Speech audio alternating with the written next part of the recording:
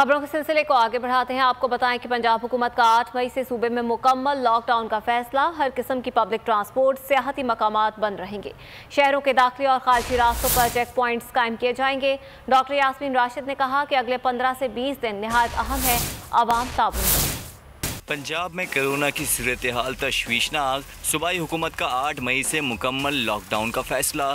सूबाई वजीर सेहत डॉक्टर यास्मीन राशिद की ज़ेर सदारत इजलास हुआ। इजलास में फैसला किया गया कि 8 मई से पंजाब में पब्लिक ट्रांसपोर्ट, सियाहती मकामात बंद रहेंगे। शहरों के दाखिली और खारजी रास्तों पर चेक पॉइंट्स कायम किए जाएंगे। डॉक्टर यास्मीन राशिद ने कहा कि वबा पर काबू पाने के लिए अगले 15 से 20 दिन नहायत अहम हैं। अवाम ईद सादगी से मनाएं। उन्होंने अवाम से ताउन की अपील कर दी। चीफ सेक्रेटरी पंजाब ने कहा कि ईद पर ज़्यादा छुट्टियों का मकसद नकलो हमल को महदूद करना है। एहतियाती तदाबीर की अहमियत से मुताल्लिक शऊर व आगाही को बढ़ाया जाए।